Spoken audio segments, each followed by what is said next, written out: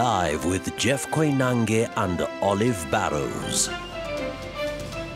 And thanks so much for joining us on this 16th day of February, the day after the vote at the African Union in Addis Ababa. Question is, what happens to the relationship between these two people? That's a question we're going to be asking later on. And then the election of Mahmoud Ali Yusuf as the African Union Committee Chairman. What happens from now? Well, Olive Barrows is not here in the studios, but she's here in person. Right, Ayub? Yes, she is, and she is live from Addis in Ethiopia. Not so fond memories following the outcome of the African Union Commission Chairperson election, where Kenya's Raila Odinga suffered the same fate as Ambassador Amina Mohamed in 2017 in an arena of diplomacy underpinned by etiquette and strict norms. Later, we'll be having the live broadcast by Olive from Addis Ababa, beautifully dressed in the Amharic custom. Yeah, she looks very Ethiopian to me. And the complexion matches. You know? Yep. In the meantime, start tweeting, folks. We have a great show for you. At Koinange Jeff. At Ayub Abdikadir. At Citizen TV Kenya. The hashtag is Sunday Live. Sunday Live begins right now. Tonight.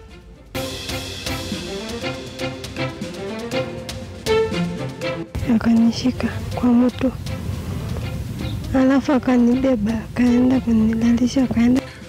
Horror tales. Victims of rape recount ordeal at the hands of a serial rapist targeting girls and women, including the elderly, in Magadi, in Kajiado County. They gave me all the logistical support that we needed. That enabled me to travel around the length and the breadth of the continent. Raila Amolo Odinga did not win because he was the best candidate. Holding together after AUC loss, Ruto and Raila in show of unity at a post-election defeat dinner in Addis Ababa. His exemplary leadership and sacrifices in the service of Africa are a source of immense pride for our nation. We knew that Africa would have benefited immensely from Prime Minister Raila's experience, wisdom. Africa lost an opportunity to be led by a Pan-Africanist. Kenya's legislators to Addis present a united front. Shock and grief in Baringo. Residents mourn after the death of Senator William Cheptumo.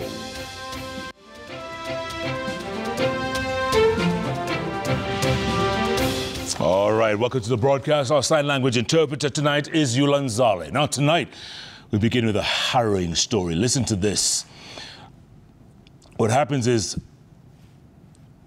the heart-wrenching story of accounts of how women in 3 villages in Magadi, in Kajiado County, are living in fear following rampant cases of rape and defilement. Now, over the last 10 months, 7 women and girls have been sexually assaulted and defiled by a suspect who is still at large, despite pleas for help and action from the community.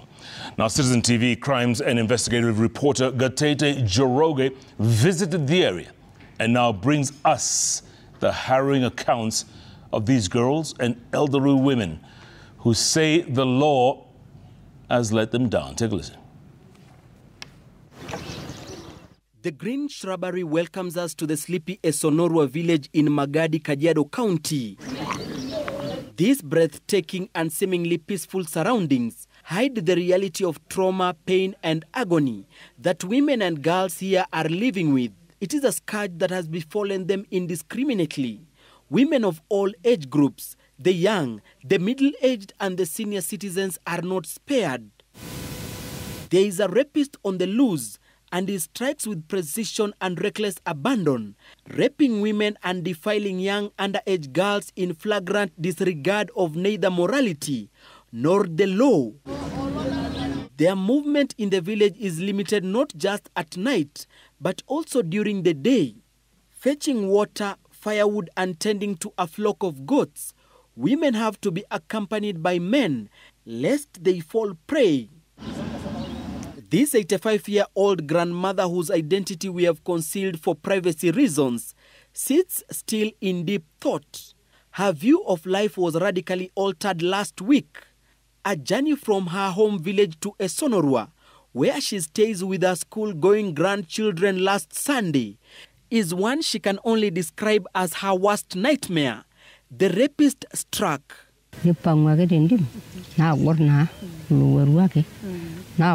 Wara ko mera banana na uroria na jani wara ko ba uroi na shanga sam ka godita ke na wara ko mera banana dalajo adanya kai na dumu na jadumu na mai dumu.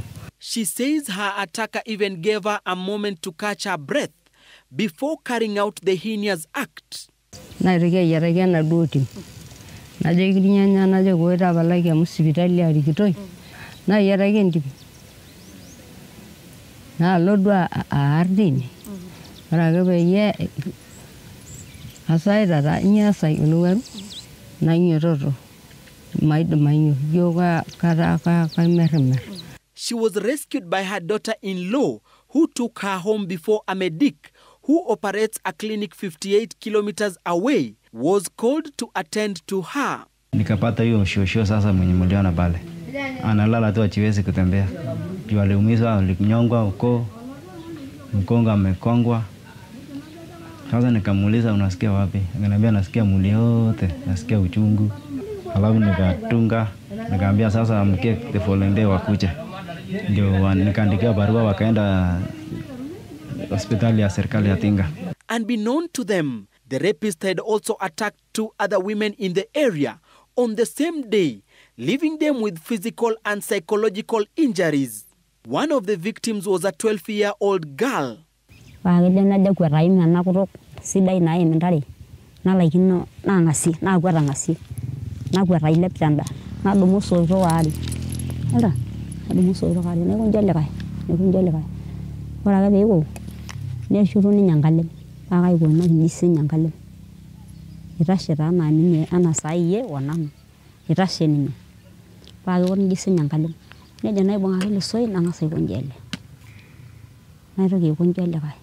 The latest incidents add to a growing list of women who have been unfairly and unfortunately subjected to the wrath of the rapist over the last few months. 16-year-old Jackie, not her real name, a grade 8 student, remembers the day she was tending to her parents' goats when the attacker pounced on her last year. Hii mtu akikuja mimi kuona nikasema ni mchungaji. Nikasema kwani alikuja akajificha, nikakimbia karibu niteremka kwa milima akanishika shuka. Alafu kanishika shingo akanifungua mdomo. Alafu ananilepe. The attacker vanished after hearing the footsteps approaching. Where he had just raped the girl, he fled the scene. Jackie, who reported the case at Magadi police station before receiving treatment at Magadi hospital, says she is still traumatized by the turn of events. Nikatoka tu hivi nje, naogopa tu, naleta tu uso yake. Ni mtu uso yake alipiga box, alafu uso yake ni chocolate, zile meno zake ni mbaya sana. These cases started back in April 2024 in Olkeri village. A mother who had left her 13-year-old disabled daughter in the company of her siblings to seek medical services in Magadi received distraughting reports of how the attacker invaded their home in the middle of the night and abused the girl.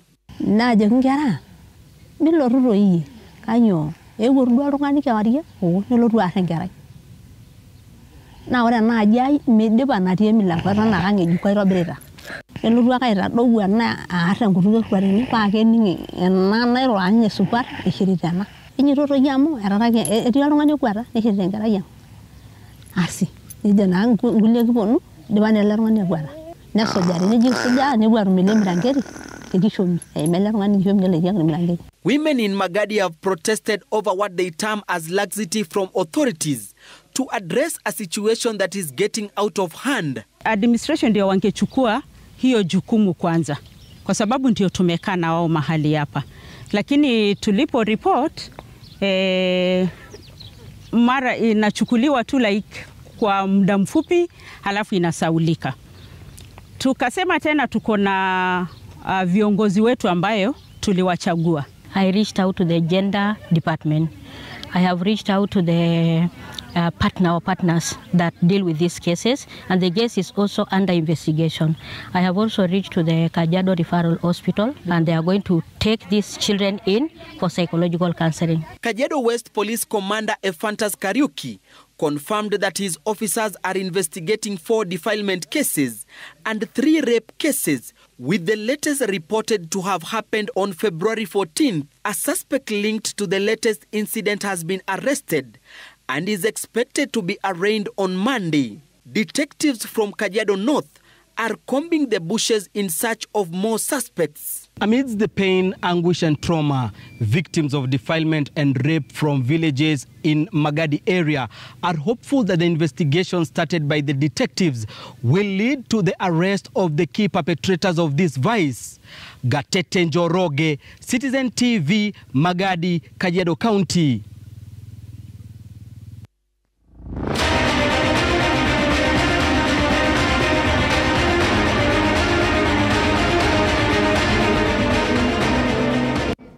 Very harrowing story there, Ayub. Can't believe this stuff is happening in 2025. Chilling accounts and the inability by the state agencies to bring those who are behind the very detailed story by Gatete to account. Shame. Which calls for, again, more need for watchful eye over the community, the policing aspect, and justice for the victims. Absolutely. Yeah, very telling story. All right, let's switch gears now. You had seen Olive. From Nairobi? To Addis. To Addis. And that looks like an Ethiopian there in the picture, huh? Dressed very well. Looks pretty much a very beautiful Amharic lady. So we get hold of Olive Barros, who has been keeping an eye on the week-long activities in Africa's diplomatic capital, Addis Ababa, where she, Seth Olale and Stephen Leto, alongside the technical team, have been giving us the upbeat assessment of the developments thereafter. And good evening from Nairobi, Olive, and thanks so much for joining us. What has been the outcome and the ambience there, especially from the diplomatic team that had accompanied the president to Addis? Salam no, Jeff and Ayub. Glad to have you both in studio in Nairobi as I hold fort here in Addis Ababa. Today concluded the 30th ordinary session of the Assembly of Heads of State and Government here, and it has been an eventful day, especially Kenyans and others reacting to that AUC chairmanship election. Now, Raila Odinga has told his supporters and Kenyans at large to stop the blame game. He says he went for the seat of his own initiative, and he says President William Ruto and the Kenyan government gave him all the support he needed in the quest. But he says, unfortunately, when it came down to it, unavoidable and unexpected circumstances cropped up, fast costing him the seat. Take a look at this report by Seth Olale.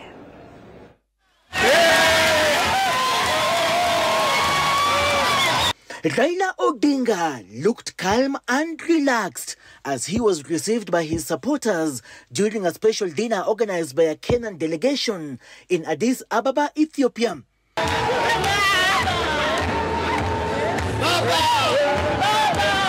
Kenya's candidate for the just concluded election of the Africa Union Commission chairmanship, revealing how he was expecting to beat both the Djibouti and Madagascan candidates in the battle for the AUC chairmanship slot, but things took a drastic turn at the last minute.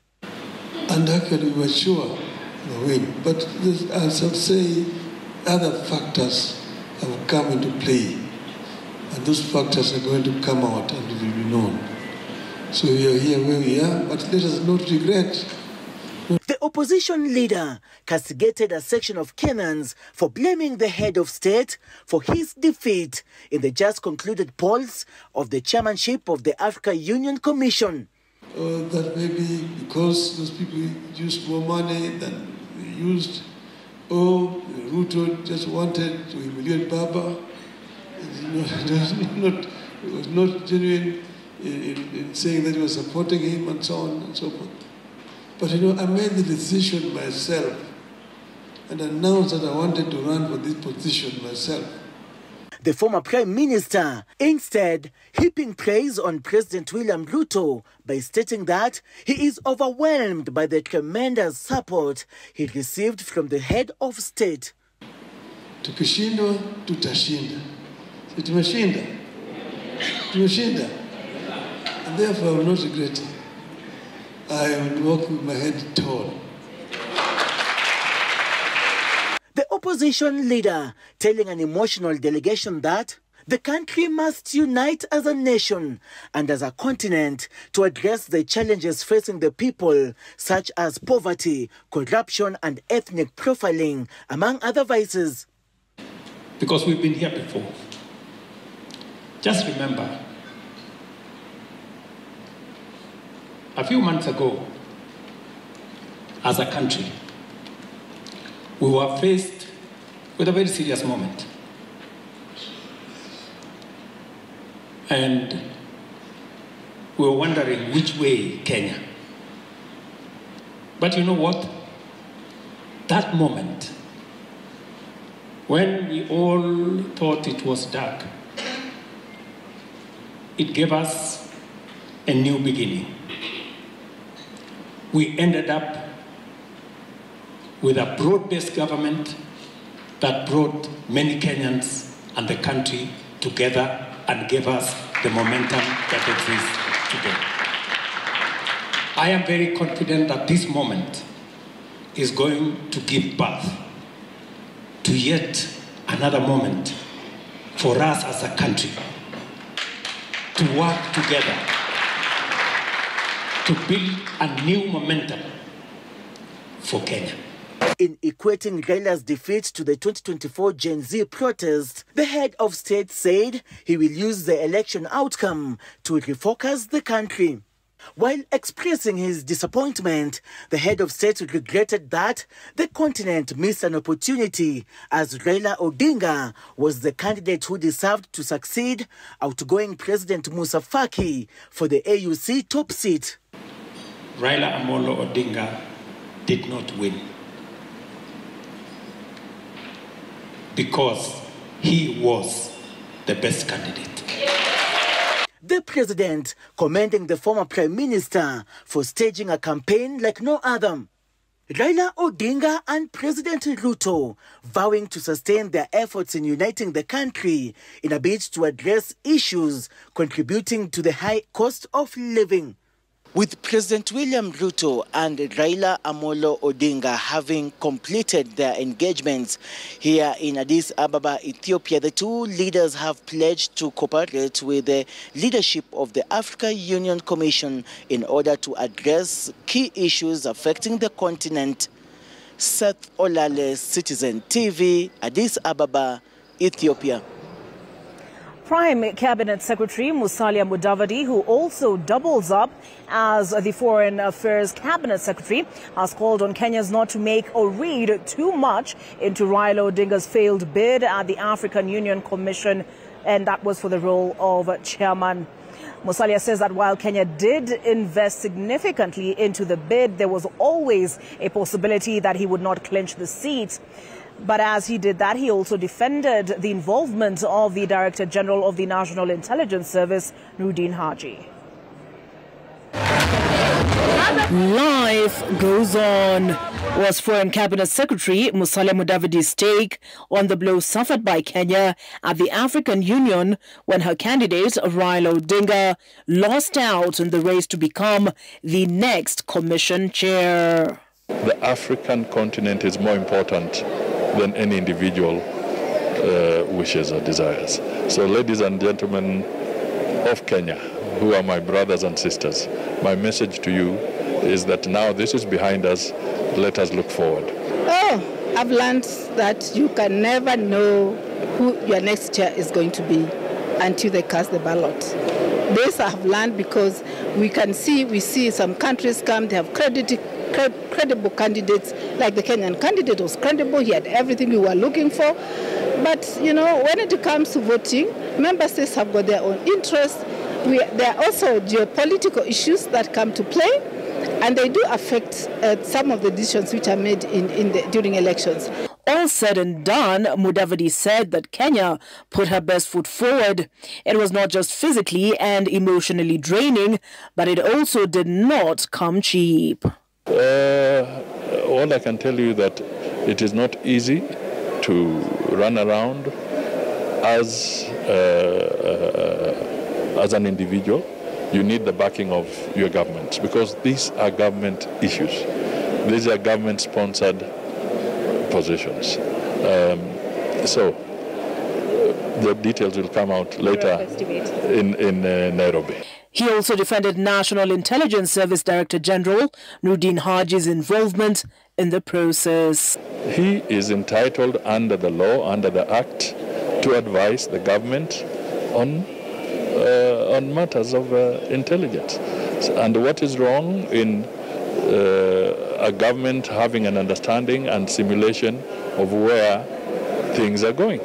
There's absolutely nothing wrong. So what kind of... And by the way, let's not try and blame this to Kenya. I can tell you for free, there are so many other nations whose heads of intelligence were in that room. As the 38th ordinary session of the Assembly of Heads of State and Government came to a close on Sunday, it was hustle and bustle as usual as the winners took their spoils. My time in Kenya was great. Your people is just great, and I learned very much. It was during the time of COVID, but even that, at that time, we've managed, thanks to your very active diplomacy, we've managed to achieve many things at the bilateral level. And the losers put a brave face on things. Speaking of reading into things, was it the last-minute advisory to the South African development community to back the Madagascar candidate? Was it Francophone solidarity? Was it Kenya's failed or missteps in the area of diplomacy that cost Raila Odinga the AUC chairmanship? Well, Emmanuel To interrogates now in this report.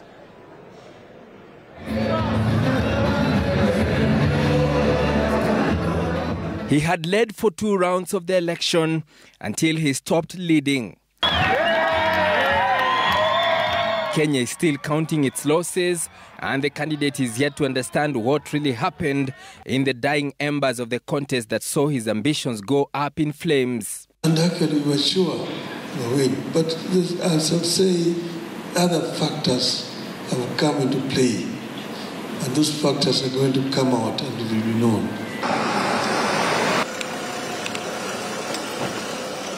However, the unforeseen circumstances may be interpreted to mean the recent high-octane last-minute regional politics triggered by a series of events, including the DRC-Congo conflict that Kenya played a role in resolving.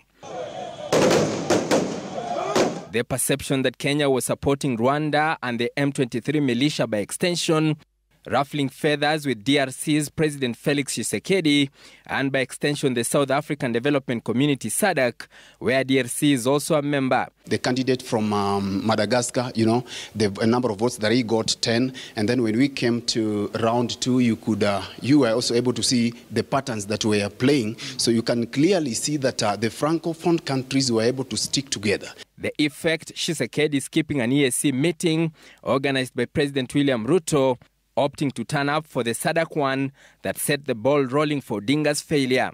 Kenya's Foreign Affairs PS Korir Sing'oei's response to a letter directing SADC countries to line up behind the Madagascar candidate Richard Randriamandrato, adding to the list of possible blunders which analysts say rattled the SADC countries. To our minds, we think that this letter is sort of an afterthought. We think that it is mere courtesy to show a bit the minimalist solidarity extended to a member of their region. The SADC power shift would be evident from the third round of the election, with the numbers of the supposed SADC candidate Richard Randramandrato shifting to the Djibouti candidate, who opened the gap between him and Raila to the last round. Odinga was forced to bow out in the sixth round, where Mahmoud Ali Yusuf went ahead and won the race by the required 2/3 of the total votes, translating to 33 votes. Analysts have also opined that the Francophone countries, which make up nearly 28 out of 55 African countries, may have played a role maintaining a united bloc in the election.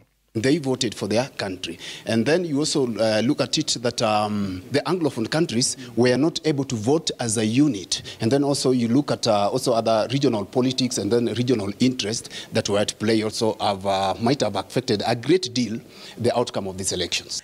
Out of the 6 AUC chairperson elections since 2002, 5 have been won by French-speaking countries, with South Africa's Nkosazana Dlamini Zuma being the only lucky Anglophone to occupy the seat. Odinga's loss comes barely 8 years after another one, where Kenya's candidate in the 2017 AUC election, Ambassador Amina Mohamed, lost to Musa Faki in the same fashion. Emmanuel Toh, Citizen TV, Nairobi. The group of legislators drawn from Kenya who travelled to Addis Ababa to support Raila Odinga as that election for the African Union Commission chairman happened have said it is Africa that has lost out and not Raila Odinga.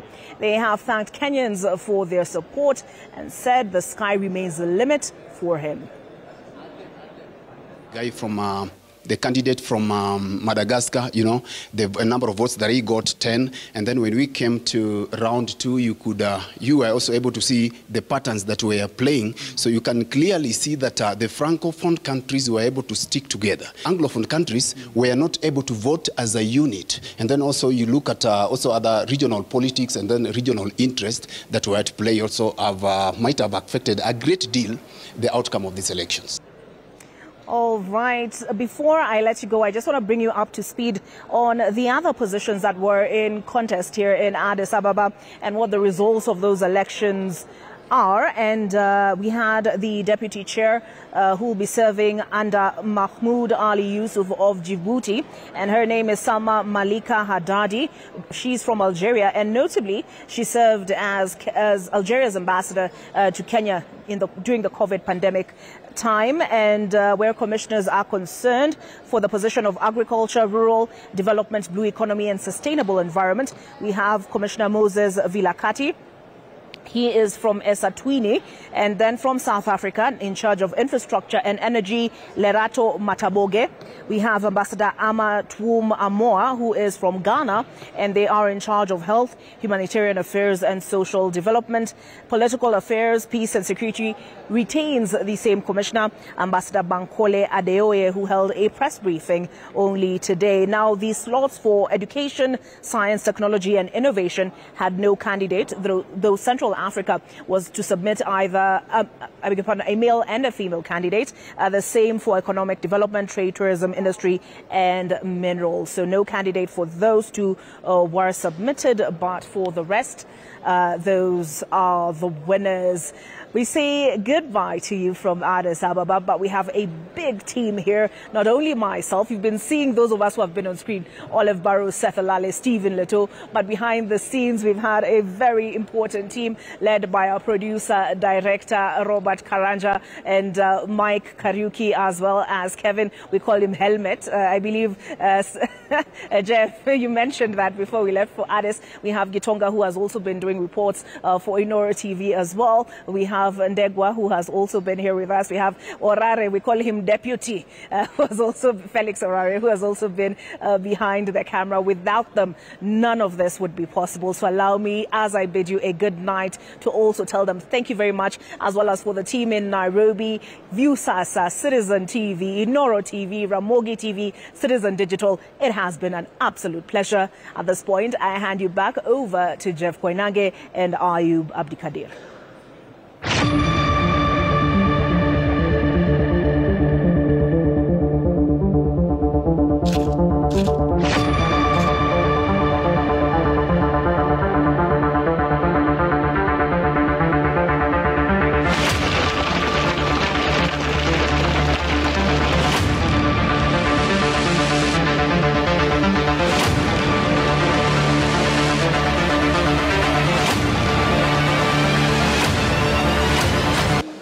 So hapo sina tashwishi yoyote.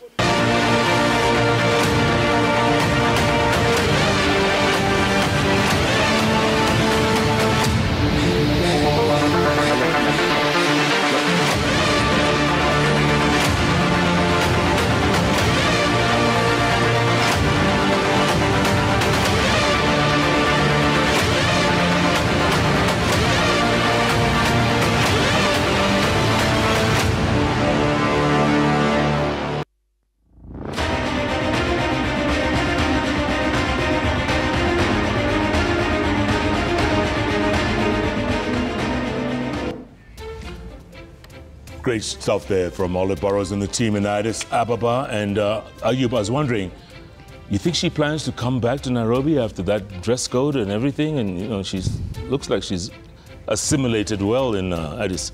She seems to have gotten the right hospitable environment. So splendid. That is the beautiful Amharic dress over there. Wonderful. Yep, yeah. And Ethiopians are sociable people. Extremely. Yeah, she should have made us some Ethiopian coffee while she was there. Yeah.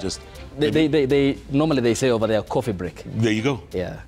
And splendid job. I think that's admirable because that production was beyond their weight. I mean, they punched so hard. No doubt. And delivered with utmost passion. All right, we have plenty more. We're going to take a break right here on Sunday Live. Plenty more ahead. In fact, we have an interview to follow up, right? Yep. Talk about the impact. What happens going forward?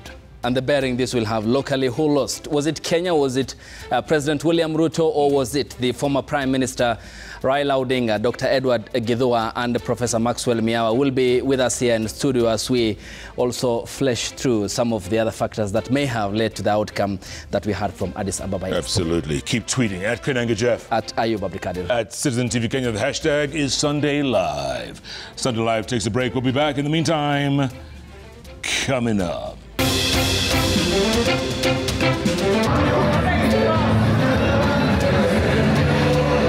Coming up, what next for Raila after the loss in the AUC race? Analysts weigh in for his political moves.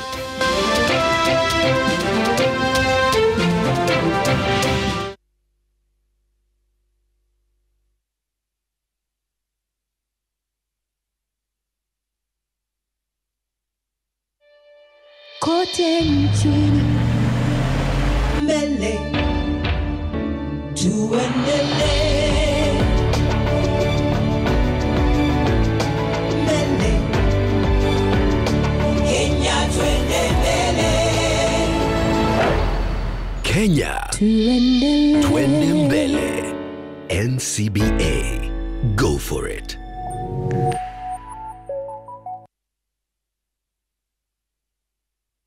Home is where it all begins, where love thrives and every surface tells a story. With Ace Multipurpose Cleaner, enjoy the calming pine scent, the calm scent of Ace Disinfectant with apple fragrance, the vibrant citrus scent of Ace Bathroom Cleaner, and the soft ocean fragrance. With Ace, you're one step closer to acing life on every surface. Ace, the scent of home and the power of clean. Ace products are available in all leading supermarkets countrywide.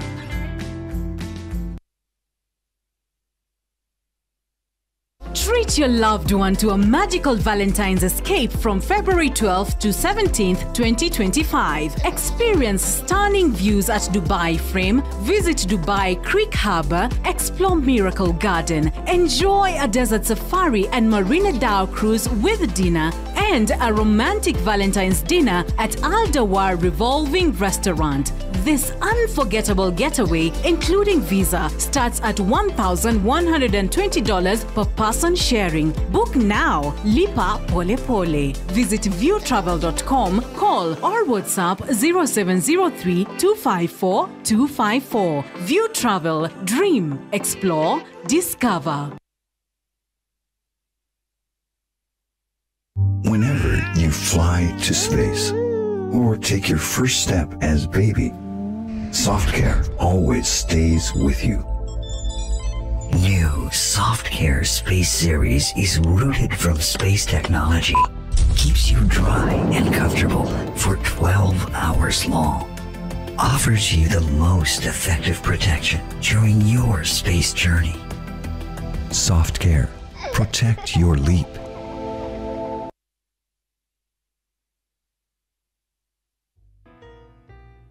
Babe, sijui nianzie wapi. But ukweli ni kuwa na kupenda tena sana. Nikiwa na wewe, usikia nimekamilika. Kwa busu lako, kumbatio lako, aki nguvu niisha. Tabasamu lako hunimaliza. Sema tena nisikie kuwa unanipenda na hutoniacha kamwe. Na kupenda sana mpenzi. Dial *811 447 hash to get Nakupenda Mpenzi.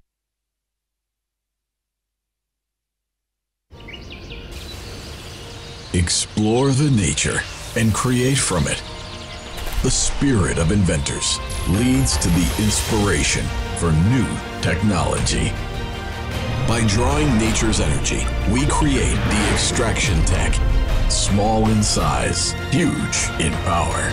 Millions of microcapsules condense the essence of nature. Join us, Cleasoft Invent for Life.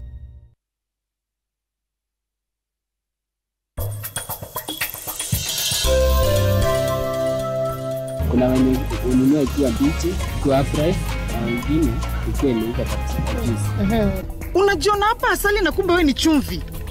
Ofiki Mark atakwa nukta.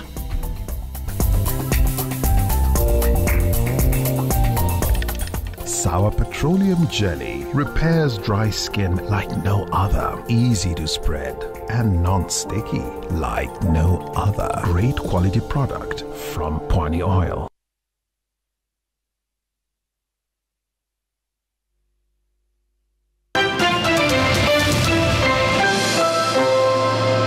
It is exactly 36 minutes past the hour. Welcome back to Sunday Live here at Citizen Television. We're going to stay with that story from Addis. And a section of legislators who traveled to Addis Ababa to give moral support to Raila Odinga said Africa has lost an opportunity to be led by an experienced Pan-Africanist who would have propelled the continent's prosperity to greater heights. The legislators, drawn from both Azimio and Kenya Kwanza Alliance, thanked those nations that voted for Raila and that Kenya for standing together during the entire process. Take a listen. Of the three candidates on the ballot, Kenya's Raila Amolo Odinga emerged as the front-runner in the first 2 rounds of voting. However, after 6 rounds, and in a spirit of Pan-African unity, he chose to step down, recognizing that after 7 rounds without an outright winner, one securing at least 2/3 of the votes, the election was likely to be deferred, possibly to the next summit. This decision echoes the precedent set in 2012 when a similar election between Jinping and Nkosazana Dlamini Zuma had to be postponed from January to July due to the absence of a decisive outcome. As a true Pan-Africanist, Raila Odinga once again put the interest of the continent before personal ambition, demonstrating statesmanship and unwavering commitment to African unity and progress. We were very hopeful for a win because we knew the kind of candidate that we had presented to Africa. We knew that Africa would have benefited immensely from Prime Minister Raila's experience, wisdom, and so many things that he's resolute about in his public life. We believe that the Prime Minister cannot be short of things to do given his age-old experience and passion for a better Kenya. So we welcome him home with so much pride, exuberance. We urge all Kenyans to celebrate and grant him a rousing welcome as he returns back home. We know that Baba still has a lot to offer in Africa and beyond. And so we just say congratulations, Baba, and to all those who supported. I just want to say, thank you very much. We want to say thank you very much. There are many people who use their own resources to come all the way here. People came in buses, people came by air, people came by all means. People pulled cars together to come. We just want to say thank you, and Baba is extremely loved. I do not think that the loss that Baba withdrew at the 6th round in any way affects the broad-based arrangement. And I foresee in Kenya the union between ODM, UDA, and other parties getting even stronger. And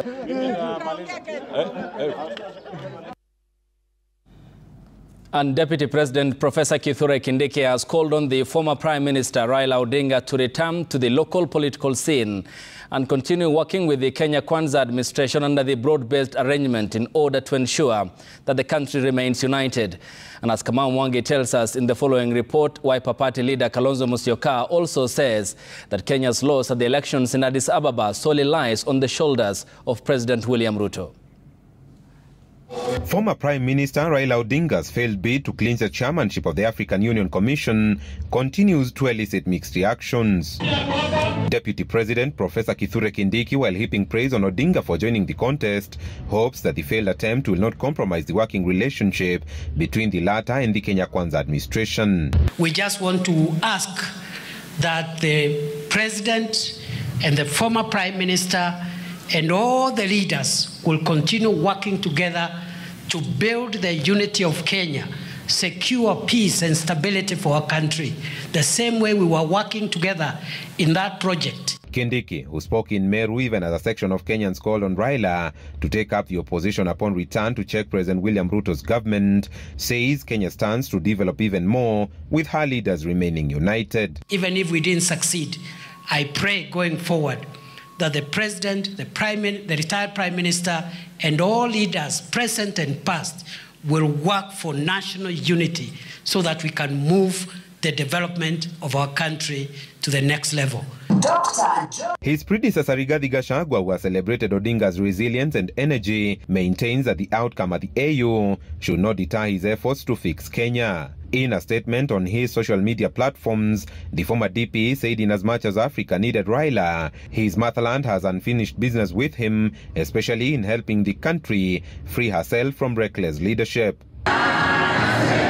For Wiper leader Kalonzo Musyoka, however, the loss at the AUC could have been avoided had the election been stopped at the fourth round. The chairman, now President of Angola, should have called off the election.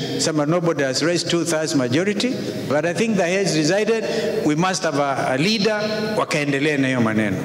Kwa hivyo jambo hili tusifurahie, liko na aibu, limeleta aibu kwa sura ya nchi ya Kenya. And I place the blame squarely on Raila, on Mheshimiwa William Samoei Arap Ruto, who was a chief campaigner. Kamau Mwangi, Citizen TV.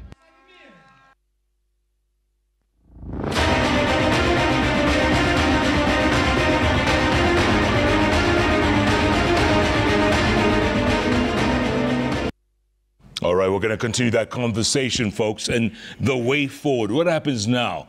Raila Odinga, President Ruto, what's the relationship going forward? That's our interview of the evening, right, Ayub? Yes, and coming through the factors that may have underpinned the outcome of the elections, and we'll be getting the accounts of Dr. Edgar Githua, International Relations and Diplomacy expert at Strathmore University, as well as Professor Maxwell Miawa, Constitutional Law Scholar and an advocate of the High Court.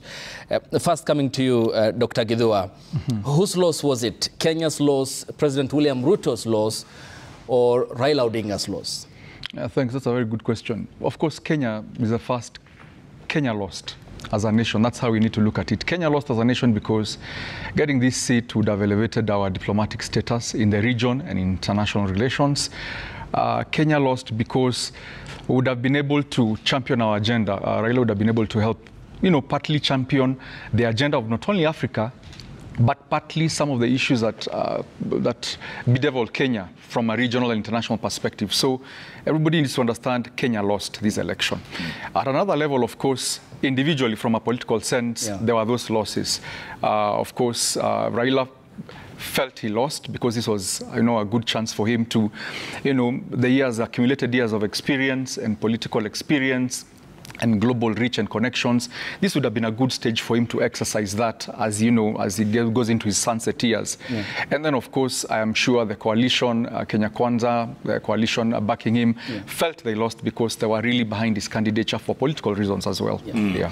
Professor Maxwell, you followed this, what I call a heavyweight boxing match. I mean, it went 7 rounds, blow to blow, and you were there for it all. Did you feel we had any chance? Where did we go? Where could we have done better as a country?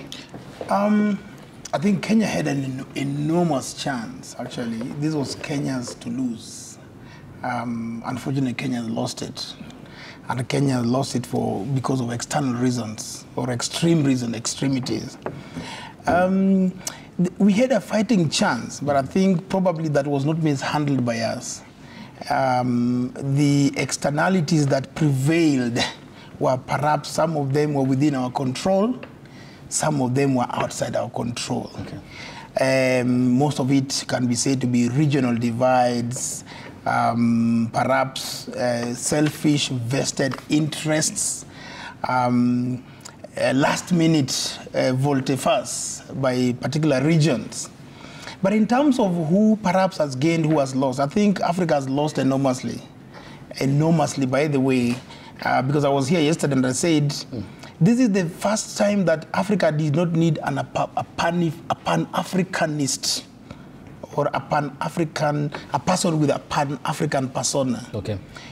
This is the time that Africa needed a global cosmopolitan. One with a global outreach, something that is far much larger than Africa. This is the time that Africa did not need soft, docile diplomacy.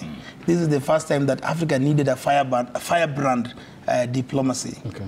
One who can challenge the global, political, vested, external forces, particularly that is coming from the north of America and certain aspects of European recalcitrance. So you're talking about Trump 2.0 and the rising fascism in Europe. We'll be getting to that. But yes. Dr. Githua, and Prof also talked about where we may have lost it. When you critically observe the two candidature of the heavyweights in that regard, Raila Odinga and Mahmoud Yusuf, was age a factor here?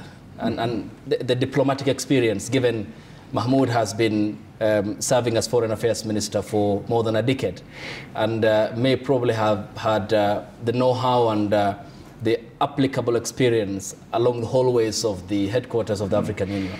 Yeah, I'll answer that question. I'll not use age as a factor, but I'll tell you something I've been theorizing and I've been thinking about. Raila is a strong candidate. His persona, his temperament.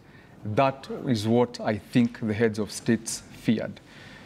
I've long said this, that remember the chairperson of the AUC Commission serves, but the real decision makers is the heads, the summit, the presidents themselves. They're the ones who make the real decisions. They want a candidate up there who is not going to give them too much trouble, in the sense that Raila is not a pushover. Some of these presidents are his peers, you know, his peers. He sits with them. Remember, Raila is friends of Obasanjo, Ramaphosa, and many other presidents. So these are pretty, he's presidential in that way. So he's not going to be a pushover. He's not going to be pushed around. So I'm beginning to look like his strength and his character and his personality is what probably at the last minute, when they thought about, remember, they have their interests. These African heads of states, it's a big boys club. It's an exclusive club, and they want to call the shots. They do not want an AUC chair who is not going to play ball and go by what they want. So looking at the two candidates, all right, Raila was very strong, okay, on many aspects, very strong, but probably too strong for their liking. So at the last minute, you know, they decide, you know what, we still want to get our issues. Raila was going to ask them tough questions. He was going to come in there and ask tough questions, but they do not want to be asked, and they did not want somebody like that. At the same time, Prof, 2017, Amina Mohammed was a strong candidate, right? Yes. 8 years later, we have Raila Odinga, strong candidate. Then you have to ask yourself, you know, these regions, like Doc was saying, they vote by block.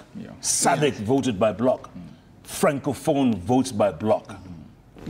What are we doing wrong? Do we not have the right people in the right places to say the right things? We actually did everything right. Yeah. Actually, we did the most ultimate right thing that any other person who is interested in a position could do. Remember the vibrance and the vigor that the state or the Republic of Kenya took into this. Door-to-door campaign, something that the Djibouti candidate did not do. But Prof, wait. Tiny little Djibouti. How many people can point Djibouti on a map? It's exceedingly surprising. I mean, it's little known Djibouti as a country. I mean, people can know Ethiopia, but nobody knows who or what Djibouti is. The most fundamental thing, and I think this is the reason why we lost this election, and I think most people have not appreciated this. There is what we call peer rivalry, and I think I said it here yesterday. Yeah. Africa today, at least Sub-Saharan Africa, as we speak today, has got 3 giants. For a long time, it was South Africa, or now overtaken by Nigeria. The third is Kenya. Yeah. Both in terms of our infrastructure, level of post-modernist development, these other smaller, tiny countries would not want to be dominated. That's one factor. Actually, that's the most fundamental factor that we lost the election. There could probably now you go into ethnic fiefdoms or regional fiefdoms, regional economic blocks, SADC, IGAD, East African Community, and so forth. That could also have been a factor. The DRC Congo conflict, next door neighbor rivalry, Uganda, Tanzania, and all these other things. Issues to do with, whether Kenya is really democratic, who has got a taller image than the other. That's the biggest thing. But I think Kenya did the most rightful thing. They took vigor into this campaign. At least in Amina Mohamed's campaign, it was not as vigorous as this. This is the first time the Republic of Kenya went with the president of the Republic of Kenya being at the forefront, for Raila Amolo Odinga. But Prof, let me just point this out, because if you juxtapose this with what happened at the United Nations Security Council on permanent membership, still we went against Djibouti in 2021, and the team in New York did more than what this team had done in the context of Africa. What did it that they got right that the team in MFA now didn't get right in Addis Ababa? There's something about international politics, international diplomacy. Then there is also something to do with politics of international community. Now, diplomatic politics is perhaps different from the raw, naked politics on how to get things to be done, One of the most fundamental things, and I think this needs to be said very, very clearly, very, very categorically, nobody likes an elephant in the room. You are better off with an hare there, perhaps even a snake there. But the moment there's an elephant in the room, there's a hippopotamus in there or a rhino, nobody likes it. This is primarily the reason why Kenya loses all these battles. Remember, Amina Mohamed was just 4 or 5 years ago. Now we are at the same time. Kenya needs to learn a lesson. Kenya needs to learn how to make critical alliances and allegiances, perhaps way ahead of time. In my view, actually, yesterday I thought that when they went into a closed room, it was going to be a concession, consensus. But that is something that the head of state can push, because there are quite a great deal of other opportunities or other leadership positions that can be obtained. Being the AUC chair is not the only thing. I mean, the current AU chair who has won could probably have fitted for even a high representative, at the UN level. There are things like independent expert on something. The UN has all these things of high representative, independent experts, so that there could have been negotiations, you give and take. That is, by the way, international law works through a consensus, consent of states. International law is not where you go, and it's not a majority rule. This is something that Africa really needs to learn. Dr. Githuwa, so does that mean Kenya, are we too arrogant or are we complacent? I don't want to say we are arrogant or complacent, but regional rivalries, and remember, every country in Africa wants to also be seen as, are envious about Kenya's growth, development, and the attention we're getting from the international community. Remember, just last year we were the title NATO non-major ally. That already elevated our status. We have sent our police officers to Haiti, and we seem like we're the blue-eyed boys of the region. All these rivalries, even your closest neighbors, because driven by their national interests, we are upsetting the balance of power. We are supposed to be equal, and Kenya is upsetting the balance of power. So here comes a perfect opportunity. I like what Prof said. Djibouti is a very tiny country. Remember what I was talking about, and here is giant or big Kenya. The African heads of state looking, who can we be able to manipulate and control? The Djibouti candidate or the Kenyan candidate who is backed by this status and this big name that he is Kenyan and he has all these credentials going for him? Let me tell you, in international politics, you go for the weaker person. But Daktari, is that the major reason? It is not the major reason. Because are we then forgetting the point in turning our attention away from how we handle ourselves? For example, did we export our bad political mannerism to Africa's diplomatic capital? If you look at the lean team Mahmoud came with to Addis and how he conducted himself in the midst of austerity, are we also not looking at these factors other than the persona of Raila Odinga who we fronted? Exactly. Thanks, Abi, and you've brought it rightly. Diplomacy is the art of being quiet. Things are done quietly. It's the art of being a gentleman. So when Kenya, exuberant and very happy and well-meaning, well-meaning, probably a bit naive, but very well-meaning, MPs and officials all rush to Addis and appear like they're celebrating before, all right? And now remember, in this advent and this day of social media and media, all these nations are watching the same outlets. So when they start hearing this chest thumping from our Kenyan MPs and Kenyan leaders that we have this in the bag, it's ours to lose. We appear, like what Jeff was trying to say, we appear like we've already bagged it, like it's a foregone conclusion. And remember, in a David and Goliath battle, David always wins. So, a Djibouti candidate, he's voted in not because he's the strongest, but because it is a protest vote against Kenya and what it represents and what it appears to, and how we've probably not been handling things correctly, like what Prof said, our DRC issue, and just regional rivalries. I think you nailed it there, right? Protest vote. We're going to take a break, come back and talk some more. A lot more, including the DRC factor you mentioned. Exactly. Also the contrasting statements. President Ruto on the 7th of October, 2023, released statement expressing solidarity with Israel. The African Union had a position which was contrary. We'll also have soundbite from the Principal Secretary, Minister of Foreign Affairs, Dr. Korir Sing'oei, about the SADC statement and how he responded, whether that was right and adequate, and much more here on the Absolutely. We've got Dr. Edgar Githua and we've got Professor Maxwell Miawa here to talk about the way forward. What do we do from here? What lessons can we learn? Keep tweeting at Koinange Jeff. At Ayub Abdikadir. At Citizen TV. The hashtag is Sunday Live. Sunday Live takes a break. We'll be back in a moment.